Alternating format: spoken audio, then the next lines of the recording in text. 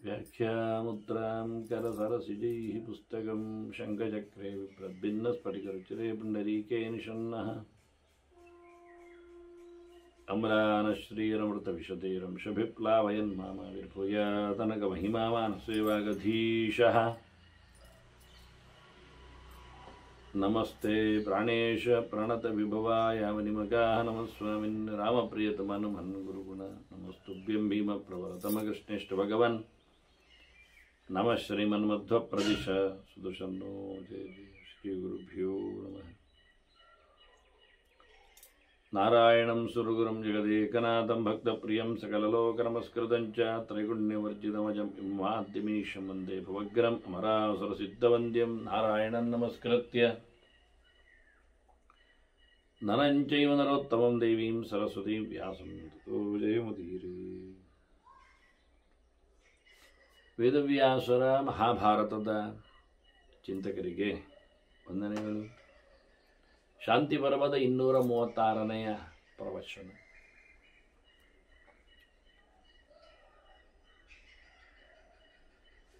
ಮರಣ ಮನುಷ್ಯನಿಗೆ ಎಂದು ಹಾಯಬಹುದು ಅನ್ನುವ ನೆಲೆಯಲ್ಲಿ ತಂದೆಯನ್ನು ಮನೆಯ ವಾಳ್ತೆಯೆಡೆಗೆ ಲೋಕ ಚಿಂತನೆಯೆಡೆಗೆ ತನ್ನ ನಿತ್ಯದ ವೃತ್ತಿಯೆಡೆಗೆ ಎಳೆಯುತ್ತಿರುವ ತಂದೆಗೆ ಮಗ ಅನೇಕ ಬಗೆಯ ಬಿಡುಗಡೆಯ ದಾರಿಯ ಮೋಕ್ಷ ಧರ್ಮದ ಚಿಂತನೆಗಳನ್ನು ಹೇಳುತ್ತಾ ಬಂದಿದ್ದಾನೆ. ಇದನ್ನು ಭೀಷ್ಮರು ಧರ್ಮರಾಜನಿಗೆ ಆ ಮೇಧಾವಿಯ ಮಾತುಗಳನ್ನು ಬಿತ್ತರಿಸ್ತಾ ಇದ್ದಾರೆ. ಮನುಷ್ಯ ಎಷ್ಟು ಹಗುರವಾಗಿರುತ್ತಾನೆ, ಎಷ್ಟು ಎತ್ತರದ ದನಿಗಳಲ್ಲಿ ತನ್ನನ್ನು ತೋರಿಸಿಬಿಡುತ್ತಾನೆ ಅನ್ನುವುದರ ಬಗ್ಗೆ ಕೃಷ್ಣ ಆಸುರ ಸ್ವಭಾವಗಳ ಬಗ್ಗೆ ಮಾತಾಡಿದ್ದ.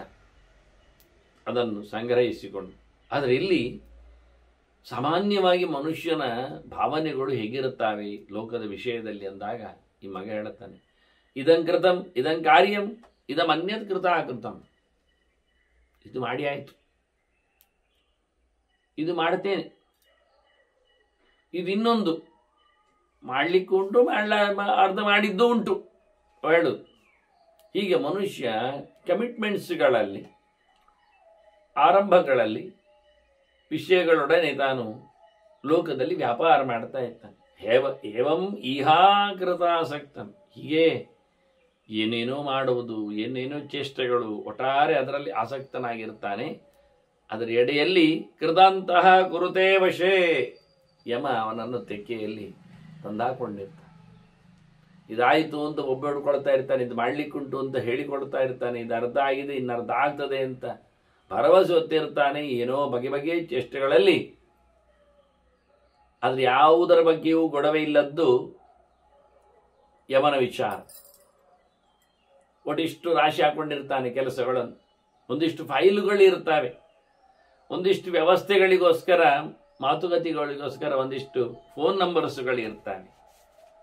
ಅನೇಕ ಪ್ರಕಾರದಲ್ಲಿ ಸಂಚಿನ್ವಾರಕ ಮೇಮೈನಂ ಕಾಮಾನಾಂ ಅವಿತೃಪ್ತಕಂ, ಏನು ಕೆಲಸ ಆಗಿರುವುದಿಲ್ಲ, ಮಾತುಕತೆ ಆಗಿರ್ತದೆ, ಅರ್ಧಂಬರ್ಧ ಸರ್ಟಿಫಿಕೇಟ್ಗಳಾಗಿರ್ತವೆ. ಹೀಗೆ ಏನೇನು ವ್ಯಾಗ್ರಹ ಪಶುವಿಮಾದಾಯ ಮೃತ್ಯುರಾದಾಯ ಗಚ್ಚತಿ.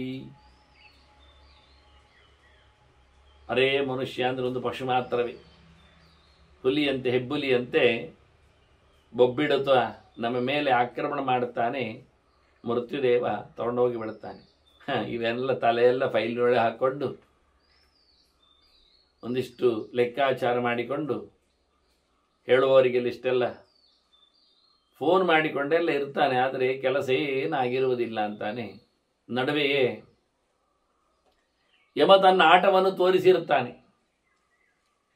ಮಾಡಿದ್ದರ ಫಲ ಉಣಬೇಕು ಅಂತ ಉಂಟು, ರಿಸಲ್ಟ್ ಬರ್ತದೆ ಅಂತ ಹೇಳ್ತಾನೆ, ಫಲ ಸಿಗ್ತದೆ ಅಂತ ನೋಡ್ತಾನೆ, ಬೆಳೆ ಆಗಿದೆ ಕೊಯ್ಲಿಕ್ಕಿದೆ ಅಂತಾನೆ. ಕೃತಾನ ಫಲಮ ಪ್ರಾಪ್ತಂ ಕರ್ಮಣಂ ಕರ್ಮ ಸಂಗಿನಂ. ಪ್ರತಿಯೊಂದು ಕರ್ಮದಲ್ಲಿಯೂ ತನಗಿರತಕ್ಕ ಸಂಬಂಧ, ಅದರ ಫಲ, ಅದರ ವ್ಯಾಪ್ತಿ, ಇದನ್ನೆಲ್ಲ ಲೆಕ್ಕ ಹಾಕಿರ್ತಾನೆ. ಹಾಗೆಯೇ ಕೆಲಸ ಮಾಡ್ತಾನೆ. ಆದರೆ ಫಲ ಹತ್ತಿರ ಬರುವ ಮುಂಚೆಯೇ ಕೆಲಸ ಮಾಡಿದ್ದಾನೆ, ಫಲ ಸಿಗುವುದಿಲ್ಲ, ಸಾಯ್ತಾನೆ. ಕ್ಷೇತ್ರ ಆಪಣ ಗೃಹಾಸಕ್ತಂ, ಕೃಷಿ, ತೋಟ, ಗದ್ದೆ, ಮನೆ, ವ್ಯಾಪಾರ, ಅಂಗಡಿ, ಮುಗ್ಗಟ್ಟು, ಬ್ಯಾಂಕ್ ವ್ಯವಹಾರ ಎಲ್ಲ ಹೇಳ್ತಾರೆ ಇವರು. ಪ್ರತಿಯೊಂದರಲ್ಲಿಯೂ ಕೆಲಸದಲ್ಲಿ ನಿಂತಿರ್ತಾನೆ, ಮಾಡಿರ್ತಾನೆ. ಆದರೆ ಮೃತ್ಯುರಾದಾಯ ಗಚ್ಚತಿ, ಸಾವು ಮಾತ್ರ ಅವನ ಮನೆಯನ್ನು ಹೊತ್ಕೊಂಡು ಹೋಗಿರ್ತದೆ, ಖಾಲಿ ಮಾಡಿಬಿಡ್ತದೆ. ಪ್ರಾಪ್ತಂ ಸರ್ವ, ಅದು ಹೇಳ್ತಾನೆ, ಅಪ್ರಾಪ್ತಂ ಸರ್ವ ಕಾಮಾರ್ಥಾನ್, ಏನು ಬಯಕೆಗಳು ಯಾವುದೇ ಸಂಗತಿಗಳನ್ನು ಅನುಭವಿಸಿರುವುದಿಲ್ಲ. ಹೇಳಿಕೊಂಡಿರ್ತಾನೆ, ಇನ್ವೆಸ್ಟ್ ಮಾಡಿರ್ತಾನೆ, ಮಾತು ಕೊಟ್ಟಿರ್ತಾನೆ, ಜನ ತರಿಸಿರ್ತಾನೆ, ವಸ್ತು ಒಟ್ಟು ಮಾಡಿರ್ತಾನೆ, ಕೆಲಸ ಮಾತ್ರ ಆಗಿರುವುದಿಲ್ಲ. ಅದರ ರಿಸಲ್ಟ್, ಅದರ ಫಲಿತಾಂಶ ಪಡೆಯದ ಮುಂಚೆ ಯಾರು ದುರ್ಬಲಂ ಬಲವಂತಂಚ ಶೂರಂ ಬೀರುಂ ಜಡಂ ಕವಿಂ. ಮಗ ಹೇಳ್ತಾನಪ್ಪನ ಹತ್ರ, ಅಪ್ಪ ಯಾರ ಹತ್ರ ಹೇಳುದು? ದುರ್ಬಲನನ್ನು ಮಾತ್ರ ತೆಗೆಯುವುದಲ್ಲ, ಬಲಿಷ್ಠನಾದವನು ಹೋಗ್ತಾನೆ. ಬೆಪ್ಪನನ್ನು ಮಾತ್ರ, ಬೀರುವನ್ನು ಅಂದರೆ ಹೇಡಿಯನ್ನು ಮಾತ್ರ ಅಪಹರಿಸುವುದಿಲ್ಲ ರಣ. ಶೂರನನ್ನು ತೆಗೀತದೆ, ವೀರನನ್ನು ಮುಗಿಸ್ತದೆ. ದಡ್ಡ ಅಂತ ಹೇಳಿಕೊಂಡು ಎತ್ಕೊಂಡು ಹೋದದ್ದಲ್ಲ, ಬುದ್ಧಿವಂತನನ್ನು ತೆಗೀತದೆ. ಜಡಂ ಕವಿ, ಒಳ್ಳೆ ತಿಳಿದವನು ಜ್ಞಾನಿಯು ಸಾಯ್ತಾನೆ, ಬಲಿಷ್ಠನು ಸಾಯ್ತಾನೆ, ಶೂರನು ಸಾಯ್ತಾನೆ, ಎಲ್ಲರೂ ಸಾಯ್ತಾರೆ, ಎಲ್ಲರನ್ನು ಕರ್ಕೊಂಡು ಹೋಗ್ತಾನೆ. ಯಾರನ್ನು ಮೃತ್ಯುರಾದಾಯ ಗಚ್ಚತಿ, ಯಾರಿಗೂ ಅವರ ಕೆಲಸ ಆಗದ ಮುಂಚೆನೇ ಹೋಗುದು. ಇಲ್ಲಿ ಒಬ್ಬ ಕೆಲಸ ಆಯ್ತು ಹೋಗ್ತೇನೆ ಹೇಳುವ ಯಾರಿಲ್ಲ, ಯಾಕೆಂದ್ರೆ ಅವನಿಗೆ ಮತ್ತೊಂದಿಷ್ಟು ಕೆಲಸ. ಈಗ ದುಡ್ಡು ಖರ್ಚಾಗ್ತಾ ಇರ್ತದೆ, ಖರ್ಚು ಮಾಡಲಿಕ್ಕೆ ದುಡ್ಡು ಬರ್ತದೆ. ಆದರೆ ಯಾವಾಗ ಬರ್ತದೆ? ತಿಂಗಳ ಕೊನೆಯಲ್ಲಿ ಬರ್ತದೆ ಸಂಬಳ, 30ರ ನಂತರ ಸಿಗ್ತದೆ. ಆದರೆ ಅವನಿಗೆ 30ರ ಮೊದಲೇ ಲೆಕ್ಕಾಚಾರದಲ್ಲಿ ಇರ್ತದೆ, ಬರ್ತದೆ.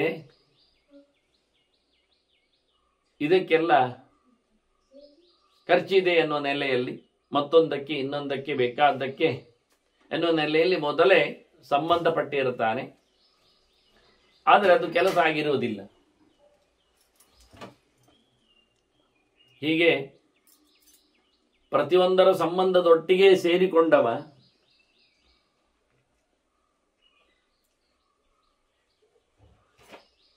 ಹೀಗೆ ಮೃತ್ಯು ಜರಾಚ ವ್ಯಾಧಿಶ್ಚ ದುಃಖಂಚ ಅನೇಕ ಕಾರಣಂ, ಎಲ್ಲ ಬಗೆ ಬಗೆಯ ದುಃಖಗಳಿಂದ ನೆಲೆಗೊಂಡವ, ಕೆಲಸಕ್ಕೋಸ್ಕರ ಮಾಡಿಕೊಂಡವ, ಅನೇಕ ಕರ್ಮಗಳ ಜೊತೆಯಲ್ಲಿ ಅನುಶಕ್ತಂ, ದೇಹದೊಳಗೆ ಸೇರಿಬಿಟ್ಟಿದೆ. ವಾಸ್ತವವಾಗಿ ಮನುಷ್ಯನತ್ತು ಅನುಶಕ್ತಂ ಯದಾ ದೇಹೆ, ಹೇಗೆ ಮುದಿತನ ಮನುಷ್ಯನ ದೇಹದೊಳಗೆ ಅಡರಿ ನಿಂತಿದೆಯೋ ಅದರಂತೆ ಸಾವು ಅವನ ಜೊತೆಯಲ್ಲಿ ಸೇರಿದೆ. ಹೇಳುತ್ತಾ ಇಲ್ಲ, ಎಚ್ಚರಿಸಿ ಇಲ್ಲ, ಪೂರ್ಣವಾಗಿ ವ್ಯಾಪಿಸಿಲ್ಲ. ವ್ಯಾಧಿಯು ಪೂರ್ಣ ವ್ಯಾಪಿಸದೇ ಇರುವಂತೆ ರೋಗ ಒಳಗೆ ಇರ್ತದೆ. ಬೇಕಾದಷ್ಟು ಮೈಕೈ ನೋವುಗಳಿರ್ತವೆ, ಯಾವ್ಯಾವುದೋ ಅಂಗಾಂಗಗಳಲ್ಲಿ ವೈಪರೀತ್ಯಗಳಿರ್ತವೆ. ಅದ್ರ ವ್ಯಾಪಿಸಿರುವುದಿಲ್ಲ, ಪೂರ್ಣವಾಗಿ ಕಳೆದಿರುವುದಿಲ್ಲ. ಇದೆ ಹಾಗೆ ದುಃಖವೇ ಇರ್ತದೆ, ಒಳಗೆ ಮಲಗಿರ್ತದೆ. ತಾನೇ ಅದನ್ನು ಒಡುಗಚ್ಚಿಕೊಂಡು ನುಂಗ್ತಾ ಇರ್ತಾನೆ. ಹೀಗೆ ಅನೇಕ ಪ್ರಕಾರಗಳಲ್ಲಿರತಕ್ಕ ಅವನ ನೋವುಗಳು, ಸಂಕಟಗಳು, ವ್ಯವಸ್ಥೆಗಳಲ್ಲಿ ಇರ್ತವೆ. ಆದ್ರಿಂದ ದೇಹದ ಒಳಗೇ ಆತುಕೊಂಡಿರುವ ಅಪ್ಪಿಕೊಂಡಿರುವ ಈ ಸಂಗತಿಗಳನ್ನಿದ್ದುಕೊಂಡು ಕಿಂ ಸ್ವಸ್ಥೈವ ತಿಷ್ಟಸಿ, ಯಾಕೆ ಗಮ್ಮತ್ನಲ್ಲಿ ಕೂತಿದ್ದಿ? ಅಪ್ಪನಲ್ಲಿ ಕೇಳ್ತಾನೆ, ಮುದಿತಾನೆ ಇಲ್ವಾ? ಒಟ್ಟಿಗೆ ರೋಗ ಇಲ್ವಾ? ಜೊತೆಯಲ್ಲಿ ಬಹಳ ಕಾರಣಗಳಿಂದ ಬಂದಿರತಕ್ಕ ದುಃಖ ಸಂಕಟಗಳು ಇಲ್ವಾ? ಇದೆಲ್ಲ ನಮ್ಮ ದೇಹಕ್ಕೆ ಅಂಟಿಕೊಂಡದ್ದಲ್ಲ, ಬಿಟ್ಟಿರ್ಲಿಕ್ಕೆ ಆಗ್ತದ? ದೇಹ ನನ್ನದು, ಅತ್ಯಂತ ಅಭಿಮಾನ ಪೂರ್ವಕವಾದ್ದು. ಒಂದು ಕೂದಲು ಈಚೆ ಬಂದರೂ ಆಚೆ ಮಾಡುತ್ತೇವೆ, ಸ್ವಲ್ಪ ಉದ್ದ ಬಂದರೂ ಅದನ್ನು ಮೀಸೆಯಲ್ಲಿ ಹತ್ತಿರದಲ್ಲಿ ಕತ್ತರಿಸ್ತಾ. ಆ ಉಗುರಿನ ಶೇಪ್ ಎಷ್ಟು ಮಾಡೋದು ಗೊತ್ತಿಲ್ಲ ಅವನಿಗೆ. ಹೇಗೆ ಮಾಡಿ ಏನು ಮಾಡಿದ್ರು ಅದು ಬೆಕ್ಕಿನದ್ದಾಗಲಿ ಹುಲಿ ಇದ್ದಾಗಲಿ, ಅದು ಯಾವ ಉಗುರುಗಳಾದರೂ ಯಾರು ಕೇಳುವುದಿಲ್ಲ, ಹೇಳುವುದಿಲ್ಲ. ಆದರೆ ಮುಗಿಸುವುದಿಲ್ಲ ಅವನು. ಅದಕ್ಕೆ ಹಾಕುವ ಬಹಳಷ್ಟು ಬಗೆಯ ಪಾಯಿಂಟ್ಗಳಾಗಲಿ. ಹೀಗೆ ಮನುಷ್ಯ ದೇಹ ಅಂದರೆ ಅವನ ಪ್ರತಿಯೊಂದು ನಖಶಿಖಾಂತ ಉಗುರು ಕೂದಲವರೆಗೂ ಸಹ ಮನುಷ್ಯ ಅದರ ಮೇಲೆ ಗಮನ ಕೊಡುತ್ತಾನೆ. ಇನ್ನಂತೂ ಬಟ್ಟೆ ಬರೆಗೆ, ಉಡುಗೆ ತೊಡುಗೆಗಳ ಬಗ್ಗೆ ಹೇಳುವ ಹಾಗೆ ಇಲ್ಲ. ಎಲ್ಲಿಯೋ ಒಂದು ಚಪ್ಪಲಿ ಕಳೆದೋದ್ರೂ ತನ್ನ ಸರ್ವಸ್ವೇ ಸತ್ತೋಯ್ತನ್ನೋ ಬಗೆಯಲ್ಲಿ ದುಃಖ ಮಾಡ್ತಾನೆ. ಈ ರೀತಿಯಾಗಿ ಹೇಗೆ ಅಪ್ಪ ಗಟ್ಟಿ ಇದ್ದಿಂದ ಕೇಳ್ತಾನೆ. ಜಾತಮೇವ ಅಂತಗೋಂತಾಯ ಜರ ಜಾನ್ವೇತಿ ದೇಹಿನಂ. ಅಲ್ಲ, ಮುದಿತನ ಒಟ್ಟಿಗುಂಟಪ್ಪ, ದುಃಖ ಸರಿ ಅಂಟಿಕೊಂಡಿದೆ, ರೋಗ ಎಲ್ಲಿಯೋ ಅವಿತಿರ್ತದೆ ಮಾಡುವ, ಸಾವಿಯಲ್ಲಿ ನನ್ನನ್ನು ಮುಟ್ಟಿಕೊಂಡಿದೆ ಕೇಳಿದರೆ ಅಯ್ಯೋ, ಹುಟ್ಟುವಾಗಲೇ ಸಾವು ನಿಶ್ಚಿತ ಅಂತಾನೆ. ಹುಟ್ಟಿದ ತಕ್ಷಣವೇ ಸಾಯಲಿಕ್ಕುಂಟು ಎನ್ನುವುದನ್ನು ಗಟ್ಟಿ ಮಾಡಿ ಇರ್ತಾರೆ. ಮೊದಲ ಹಬ್ಬ ಆಚರಿಸುವುದು, ಹುಟ್ಟಿದ ಹಬ್ಬವನ್ನು ಆಚರಿಸುವುದು ಯಮಲೋಕದಲ್ಲಿ. ಒಂದು ಬರ್ತದೆ ಅಂತ.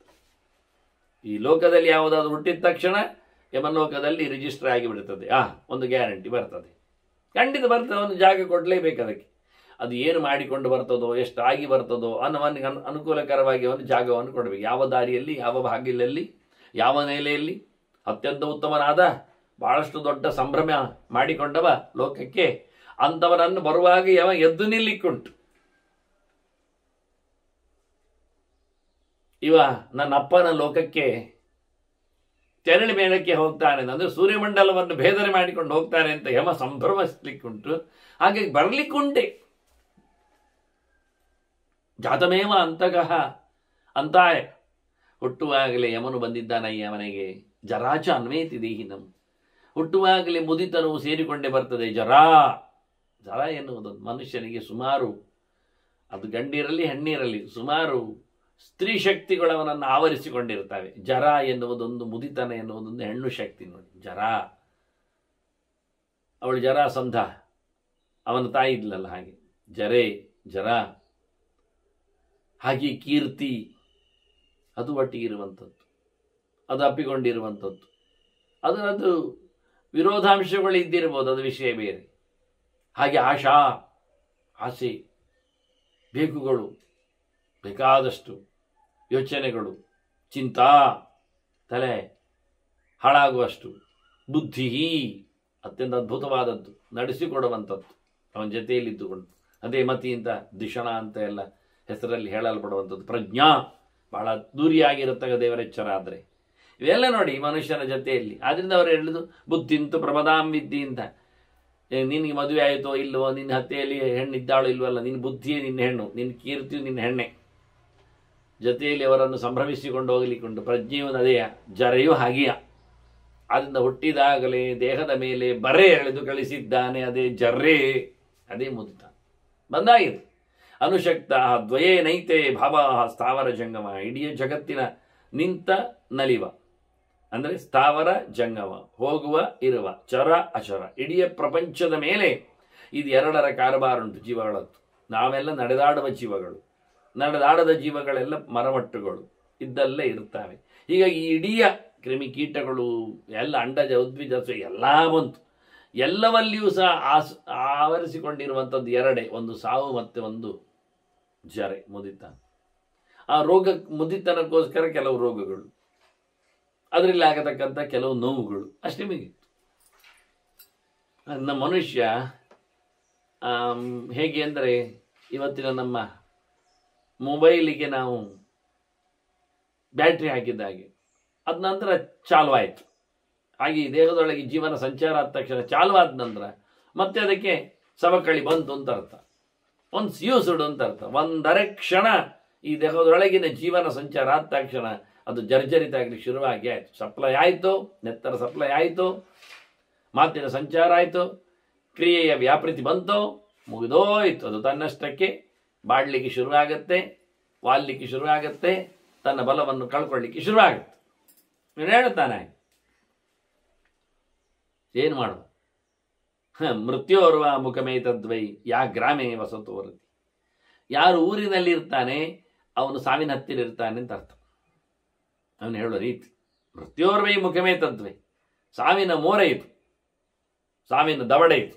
ಯಾವುದು ಕೇಳಿದೆ? ಯಾ ಗ್ರಾಮೇ ವಸತೇರತಿ, ಯಾರು ಇಂದ್ರಿಯ ಗ್ರಾಮಗಳಲ್ಲೇ ಆಸಕ್ತಿಯನ್ನು ಪಡೆದಿರ್ತಾನೆ ಅವನಿಗೆ ಸಾವು ಖಚಿತ, ಸಾವು ಬೇಗ, ಸಾವು ಖಂಡಿತ. ಇದು ಗ್ರಾಮ ನಮ್ಮದು. ಕಣ್ಣು, ಕಿವಿ, ಮೂಗು ಎಲ್ಲ ಇಂದ್ರಿಯ ರಾಶಿ. ಇದರ ಜೊತೆಯಲ್ಲಿ ನಾವು ಆಟ ಆಡ್ತಾ ಇರ್ತೇವೆ, ಹಾಗಾಗಿ ಬೇಗ ಸಾಯಲಿಕ್ಕೆ ಹೋಗ್ತೇವೆ. ಅದರ ಸಪ್ಲೈಗೆ, ವಿಷಯಗಳ ನೆಲೆಯಲ್ಲಿ ನಮ್ಮ ಇಂದ್ರಿಯಗಳನ್ನು ನಾವು ಕೊಂದುಕೊಂಡು, ಇಂದ್ರಿಯಗಳು ದುರ್ಬಲಗೊಂಡಾಗ ಜೀವ ಇನ್ನಲ್ಲಿ ಇರಲಿಕ್ಕೆ ಕೇಳುವುದಿಲ್ಲ, ಬಿಡ್ತಾನೆ. ಆ ದೇಹ ಇನ್ನು ಬೇಡ, ಹೊಸದಿಲ್ಲಿ ನೋಡುವ ಅಂತೆ. ಆದ್ದರಿಂದ ಯಾವುದು ಊರಿನ ಊಟ ಕೇಳಿದರೆ, ಯಾವುದು ಊರಿನ ಓಟ ಕೇಳಿದರೆ, ಯಾವುದು ಊರಿನ ಆಟ ಕೇಳಿದರೆ ಅವನ ಜೊತೆಯಲ್ಲಿ ಅವನು ಆಡುವುದೇ, ಇನ್ನೇನ. ಇದು ಸಾವಿನ ಕಂತೆ ಅಂತ, ಕೊಂಪೆ ಅಂತ. ಹಾಗಾದರೆ ಕಾಡು ಯಾವುದು ಕೇಳಿದರೆ ದೇವಾನಾಮೇಶ ಗೋಷ್ಠ, ದೇವಾನಾಮೇಶ ವೈ ಗೋಷ್ಠ ಯದ್ ಅರಣ್ಯಮಿತಿ ಶ್ರುತಿ. ಕಾಡು ಯಾವುದು, ಊರು ಯಾವುದು ಅಂತ ಹೇಳ್ತಾನೆ. ನಾಡು ಯಾವುದು, ಅರಣ್ಯ ಯಾವುದು ಅಂತ ಹೇಳ್ತಾನೆ. ಅರಣ್ಯ ಯಾವುದು ಕೇಳಿದರೆ ಈ ಇಂದ್ರಿಯಗಳಲ್ಲಿಯೇ ವಿಶೇಷವಾಗಿ ಜ್ಞಾನದ ಸಪ್ಲೈ. ದೇವಾನಾಮೇಶ ವೈ ಗೋಷ್ಠ, ಈ ಎಲ್ಲ ಅರ್ಥಗಳೆಲ್ಲ ಯಾರು ಮಾಡಲಿಕ್ಕೆ ಹೋಗುವುದಿಲ್ಲ. ಭಾರತಕ್ಕೆ ಅನೇಕ ಅರ್ಥಗಳ ಸಂಗತಿಯಲ್ಲಿ ನಾನು ಹೇಳಿದಷ್ಟು. ಇದು ದೇವಾನಾಂ, ದೇವಾನಂ ದೇವ ಇಂದ್ರಿಯ ಅಂತ ಅರ್ಥ. ಇಂದ್ರಿಯಗಳಲ್ಲಿ ವ್ಯಾಪಾರ ಮಾಡುವಾಗ ನೀವು ಗೋಷ್ಠ, ದನವನ್ನು ಕಟ್ಟಿದರೆ, ದನವನ್ನು ಕಟ್ಟುವ ಹೇಳಲಿ ನೋಡಿದರೆ ದನ ಕಟ್ಟಿದರೆ ಅದು ಅರಣ್ಯ, ಮನುಷ್ಯ ಸಂಚಾರ ಮಾಡಿದರೆ ಅದು ಊರು, ಅದು ಸತ್ಯ. ಪ್ರಾಣಿಗಳಿದ್ದರೆ ಅದು ಅರಣ್ಯ ಆಗ್ತದೆ. ಯಾಕೆಂದರೆ ಅದು ಸೊಪ್ಪು ಸೌದೆಯನ್ನು ತಿಂತದೆ, ಅಲ್ಲೇ ತನ್ನ ತಿರುಗಾಟವನ್ನು ಮಾಡುತ್ತದೆ, ಅಲ್ಲೇ ಸಂತೋಷ ಪಡ್ತದೆ, ಅಲ್ಲೇ ಹರಿಯುವ ನೀರು ಕುಡಿತದೆ. ಅದು ಊರು ಅಂದ ತಕ್ಷಣ ನೀರಿಗೊಂದು ಕಟ್ಟೆ ಹಾಕ್ತಾರೆ, ಅದಕ್ಕೊಂದು ಬಾವಿ ಹೆಸರಿಡ್ತಾರೆ, ಅದಕ್ಕೊಂದು ಕೋಲಿಡ್ತಾರೆ, ಅದಕ್ಕೆ ಅದಕ್ಕೆ ಹಗ್ಗ ಹಾಕ್ತಾರೆ, ಇದು ನನ್ನದು ರಾಟೆ ಅಂತ ಹೇಳಿಕೊಳ್ತಾರೆ. ಇಲ್ಲ ಅದನ್ನು ಯಾರು ತುಂಬುತ್ತಾನೆ, ಎತ್ಕೊಂಡು ಹೋಗ್ತಾರೆ. ಇನ್ನು ಮನೆಗೊಂದು ಬೇಲಿ ಹಾಕ್ತಾನೆ, ಅಲ್ಲಿನ ಹುಲ್ಲು ಕೀಳದಂತೆ ಮಾಡ್ತಾನೆ, ಹತ್ತಿರ ಬಂದವರಿಗೆ ಹೊಡಿಲಿಕ್ಕೆ ನೋಡುತ್ತಾನೆ, ಅದಕ್ಕೊಂದು ಬಾಗಿಲಿಡುತ್ತಾನೆ. ಕಾಡಿನಲ್ಲಿ ಇದು ಯಾವುದಿಲ್ಲ, ಸ್ವೇಚ್ಛೆಯಾಗಿರುವಂಥ ವ್ಯವಸ್ಥೆ.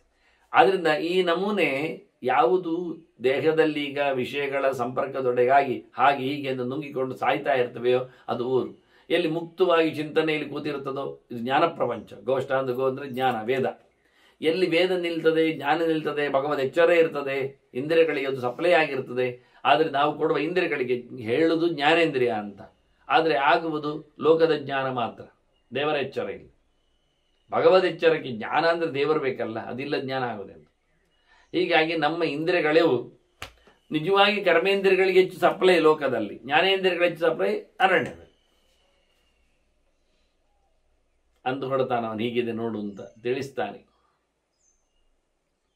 ಮನುಷ್ಯನಿಗೆ ಹೇಗೆ ಸಾವಿನ ಮೋರೆಯಂತೆ ಈ ಊರಿನ ಪದ್ಧತಿ ಉಂಟು, ಹಾಗೆ ಇನ್ನೊಂದುಂಟು. ನಿಬಂಧಿನಿ ರಜ್ಜುರೇಶ ಯಾಗ್ರಾಮೆ ವಸತೋರತಿ. ಊರಿನಲ್ಲಿ ಕೂತವನಿಗೆ ಅದು ಸಂಕಲೆ ಹಾಕಿದ ಹಾಗೆ, ಮತ್ತೆ ಕಾಡಿಗೆ ಹೋದರೆ ಸಂಕಲೆ ಬಿಚ್ಚಿದ ಹಾಗೆ. ಇಲ್ಲಿ ಕೂತಾಗ ಒಂದೊಂದೊಂದು ಕೊಂಡಿ ಹೋಗ್ತಾ ಇರ್ತದೆ, ಮತ್ತಷ್ಟು ಗಟ್ಟಿ ಆಗ್ತಾ ಇರ್ತದೆ. ಹಗ್ಗ ಕಟ್ಟಿದ್ದು ಇನ್ನಷ್ಟು ಕಾಯ್ತದೆ ವಾಸ್ತವವಾಗಿ. ಅದನ್ನ ಕಟ್ಟಿದ್ದು ಹಗ್ಗ ಅದು ಬಿಡಿಸಬೇಕಾದ್ರೆ ಚಿತ್ವೈನಂ ಸುಕೃತೋ ಯಾಂತಿ ನೈನಾಂ ಚಿನ್ನಂತಿ ದುಷ್ಕೃತ. ಒಳ್ಳೆ ಕೆಲಸ ಮಾಡಿದವ ಈ ಹಗ್ಗವನ್ನು ಕಳಿಸ್ಕೊಳ್ತಾನೆ. ಅದು ಯಾರು? ಸುಕೃತ. ಅಂದರೆ ಭಗವಂತ. ನಿಜವಾಗಿ ಭಗವಂತನ ಸೇವೆ ಮಾಡಿದವನಿಗೆ ಸಾರಭೂತನಾದವ, ಸ್ವತಂತ್ರನಾದವ, ಎಲ್ಲ ಕಡೆಯಲ್ಲಿ ಆನಂದವಾಗಿ ಇರುವವ. ಯಾರು ದೇವರ ಕೆಲಸ ಮಾಡ್ತಾನೆ, ಒಳ್ಳೆ ಕೆಲಸ ಮಾಡ್ತಾನೆ, ಅವನಿಗೆ ಹಗ್ಗವನ್ನು ಕಳ್ಕೊಳ್ಳುತ್ತಾನೆ. ಯಾರು ಒಳ್ಳೆ ಕೆಲಸ ಮಾಡುವುದಿಲ್ಲ, ಕೆಟ್ಟ ಕೆಲಸ ಮಾಡ್ತಾನೆ, ಅವ ಇದನ್ನು ಹಾಗೆ ಇಟ್ಟುಕೊಳ್ಳುತ್ತಾನೆ, ಗಟ್ಟಿ ಮಾಡಿಕೊಳ್ಳುತ್ತಾನೆ. ಅದು ಅವಂತ ಒಳ್ಳೆ ಕೆಲಸ ಮಾಡಲಿಕ್ಕೆ ಊರು ಬಿಡುವುದಿಲ್ಲ. ಊರಿನವರು ಇವನಿಂದ ಏನಾದರೂ ಮಾಡಿ ಬಲಾತ್ಕಾರದಲ್ಲಿ ಕೆಟ್ಟ ಕೆಲಸ ಮಾಡಿಸ್ತಾರೆ.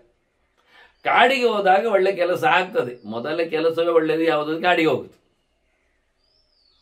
ಪ್ರಹ್ಲಾದ ಹೇಳಿದ್ನಲ್ಲ, ವನಂಗತೋ ಯದ್ಧರಿಮಾಶ್ರಯೇತ ಅಂತ. ಅಪ್ಪಗೆ ಹೇಳಿದಾಗ ಹಿರಣ್ಯಕಶಿಪುವಿಗೆ ನೋಡಿ, ಅವನು ಮಗ ಅಪ್ಪ ನೋಡಿ ಸಂವಾದ. ಏನಪ್ಪ ಮಾಡಬೇಕು ಕೇಳಿದ್ರೆ ಮಗ ಅಪ್ಪನಿಗೆ ಹೇಳ್ತಾನೆ, ಮೊದಲು ಕಾಡಿಗೆ ಹೋಗು, ಅಲ್ಲಿ ದೇವರನ್ನು ಕರಿ, ಅಲ್ಲಿಗೆ ಸಮ ಆಗ್ತದೆ ಅಂತ. ಅದಕ್ಕೆ ಹಗ್ಗ ಕಳಚಿಕೊಳ್ಳಲು ಮಾಡುವ ಒಳ್ಳೆಯ ಕೆಲಸ ಅಂದರೆ ಮೊದಲಿನಿಂದ ತೆರಳುವುದೇ. ನ ಹಿಂಸಯತಿಯೋ ಜಂತೂನ್ ಮನೋವಾಕ್ಕಾಯ ಕರ್ಮಭಿಹಿ ಜೀವಿತಾರ್ಥಾಪ ನಯನೈಹಿ ಪ್ರಾಣಿಭಿಹಿ ನ ಸಂಹಿಂಸ್ಯತೆ. ಸ್ವಲ್ಪ ಸಬ್ಜೆಕ್ಟ್ ಚಿಂತನೆಗೆ ಹೇಳ್ತಾನವ. ಈ ಲೋಕದಲ್ಲಿ ಇನ್ನೊಬ್ಬರಿಗೆ ತೊಂದರೆಯಾಗದಂತೆ ಬದುಕುವುದು ಎನ್ನುವುದು ಭಾರಿ ಕಷ್ಟ. ತೊಂದರೆ ಆಯಿತು ಅಂದರೆ ನಮಗೆ ತೊಂದರೆ ಆಗುವುದಷ್ಟೇ ಸತ್ಯ. ಅಂದರೆ ಸಾವು ನಿಶ್ಚಿತ, ಬೇಗ ಆಯಿತು ಅಂತ ಅರ್ಥ. ಇನ್ನೊಬ್ಬರನ್ನು ಘಾಸಿಗೊಳಿಸಿದರೆ ನಮಗದರ ಹೊಡೆತ ಬೀಳುತ್ತದೆ ಅಂದರೆ ನಾವು ಹೊರಡುವುದಂತೂ ಖಚಿತ ಆಯಿತು, ನಾವೇ ಮಾಡಿಕೊಂಡದ. ಯಾರನ್ನೂ ಪಟ್ಟಳಗೈಯದೆ ನಾವು ಬದುಕ್ತೇವೆ ಅಂದರೆ ಒಂದು ಸ್ವಲ್ಪ ಬದುಕಿನ ದಾರಿ ಹಸನಾಗಿದೆ ಅಂತ ಅರ್ಥ ವಾಸ್ತವವಾಗಿ. ಇದನ್ನು ಇನ್ನೊಂದು ರೀತಿಯಿಂದ ನೋಡಿದರೆ, ಲೋಕದಲ್ಲಿದ್ದುಕೊಂಡ್ರೆ ಉಪಟಳಗಳೇ ಜಾಸ್ತಿ, ಕಾಡಿಗೆ ತೆರಳಿದ್ರೆ ಯಾರ ಹಂಗೂ ಇಲ್ಲ. ಭಯಂಕರವಾದ ಉದ್ದೇಶಪೂರ್ವಕವಾದ ಅಥವಾ ಅನಿವಾರ್ಯವಾದ ಸಾವು ನೋವುಗಳಿಗೆ ಲೋಕದಲ್ಲಿ ಹೆಚ್ಚು ಕಾಡಿನಲ್ಲಿ ಇಲ್ಲ. ಯಾರಿಲ್ಲ. ಅಯ್ಯಪ್ಪ, ಕಾಡಿ ಹೋದ್ರೆ ಪ್ರಾಣಿಗಳೇ ನುಂಗಿ ಹಾಕ್ತಾವಲ್ಲ ಕೇಳಿದ್ರೆ ಅಲ್ಲಿಗೂ ಈ ವಾಕ್ಯ ಉತ್ತರ.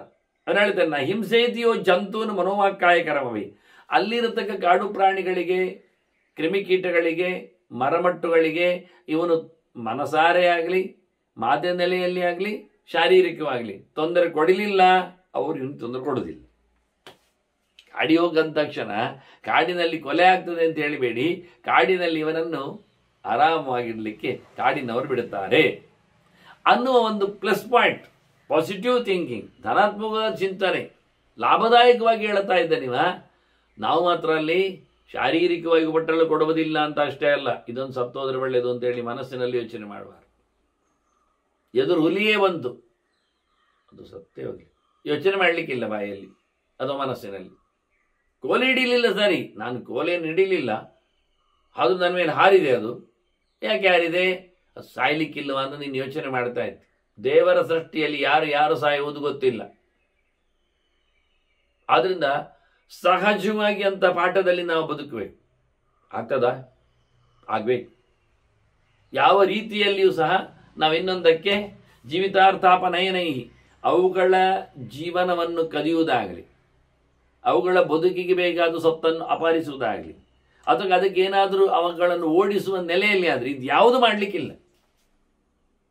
ನಾವು ಎಷ್ಟು ಕಾಡಿನಲ್ಲಿ ಇರಬೇಕು ಅಂತ ಬಯಸಿಕೊಂಡೇವೆಯೋ ಅಷ್ಟೇ ಪ್ರತಿಯೊಂದಕ್ಕೂ ಬಯಸಿಕೊಳ್ಳುವ ಕತೆ ಇದೆ.